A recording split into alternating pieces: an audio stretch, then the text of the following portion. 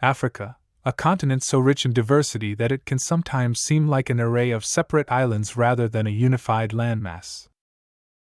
Sheikh Anta Diop unraveled the myth of division, revealing the deep, unifying currents that run through the continent.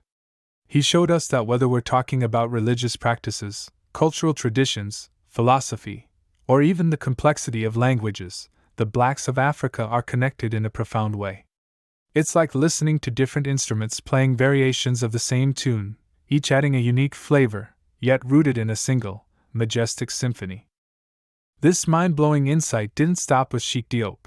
It's been echoed and reinforced by scholars like Theophile Obenga, Nkoth Bissek, and Bog Ba Song. Picture a mosaic where each piece is an essential fragment of the collective African identity. The birthplace of this shared identity? The cradle of the Great Lakes and the Nile Valley. From this fertile womb in East Africa, our ancestors set forth in wave after wave, scattering across the vast African landscape, yet carrying with them the seeds of a shared heritage. But wait. You might say, what about the distinct ethnic groups and tribes that dot the continent? Yes, those were forged between 500 and 1,000 years ago, often within the borders of grand kingdoms and empires. While they've certainly evolved, they represent not dissonant notes, but harmonious variations within Africa's grand orchestration. So let's ponder a question. If our histories have intertwined for a millennium or more, were our relationships always fraught with the tensions we see today? It's an exploration that beckons us to look deeper, to appreciate the central melody that has united Africans for centuries. By understanding the continuum of our shared identity, perhaps we can also find harmonious solutions for the discord that sometimes strains the beautiful symphony that is Africa. In African philosophy, there's a concept called Ma'at. It says that the way we build our societies should match up with the natural laws that run the universe. A long time ago in Africa, special priests made sure everyone followed these Ma'at rules. In this system, each group of people, like ethnic groups or clans, is considered a small part of a bigger whole.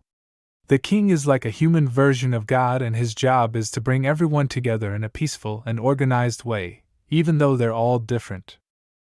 Each of these groups controls its own area and keeps its own traditions and language. But the king's language becomes the main one everyone uses. Roles are split clearly. The king has his job, and each group has its own leaders who help run the country. They all meet in a council to help the king make decisions, and important positions in the government are divided among them. When the king dies, this council, which includes people from all parts of society, chooses the next king. They pick someone who has a rightful claim to be king, or they confirm someone who was already chosen to be next in line. This way of doing things is similar to a federal system, where power is shared among different levels of government. In this system based on Ma'at, the king has to keep things fair and balanced. He can't play favorites. Every group in the country should benefit from its resources. The king also has to listen to advisors from different groups, and he can't just get rid of them. The regular folks also follow Ma'at. They aim for peace and good relations between all groups.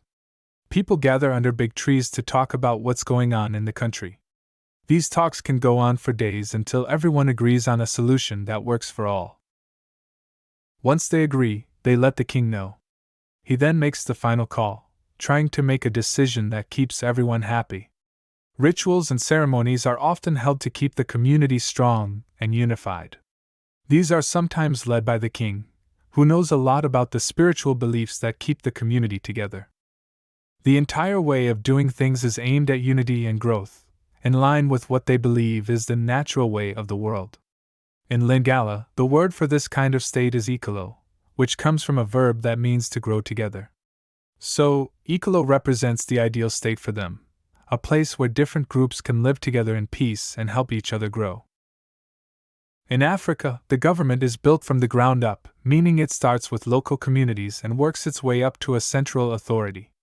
In Europe, it's the other way around. The top-down approach starts with a central power that influences local communities. In Europe, the group that gains power pushes its own language and culture, making other languages and cultures fade away. European politics often focus on disagreement and opposition.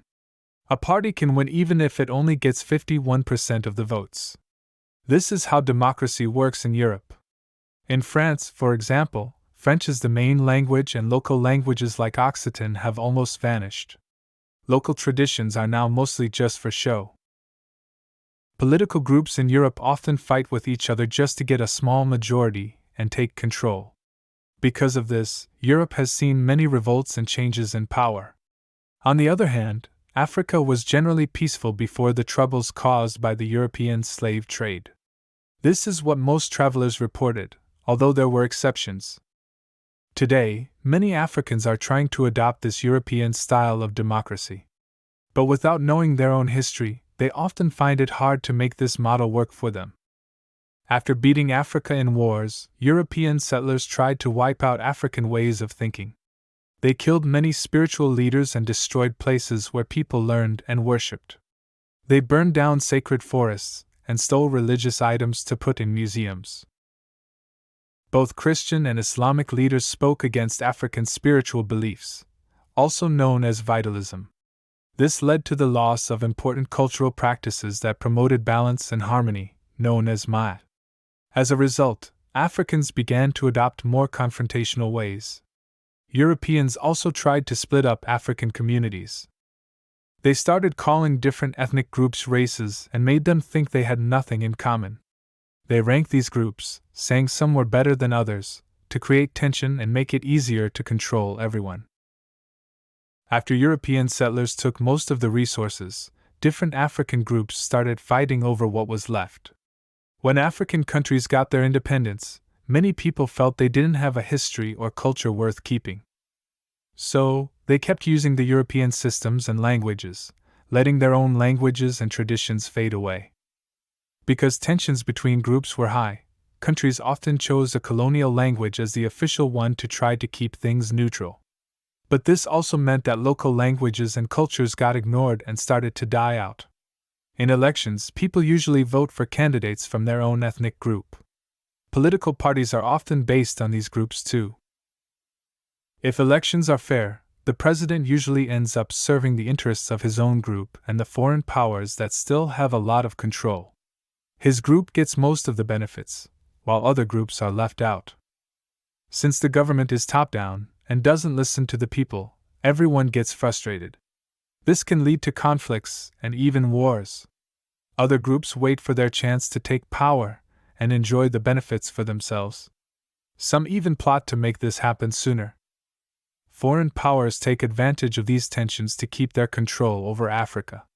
For example, during the Biafra War, France supplied weapons to one side to get control over oil and to weaken Nigeria, which they knew could become a strong country.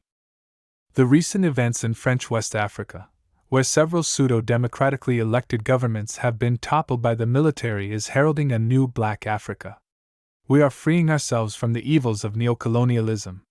The new African is not going to play to the tune of the puppet master. We are one Africa. We would to extend a special thank you to Professor Patrick Locke Odieno Lumumba for championing the liberation of African youth. Thanks for joining us on this enlightening journey of what holds us together as Africans and the greater African diaspora. Like, comment, and subscribe to our channel. Thank you.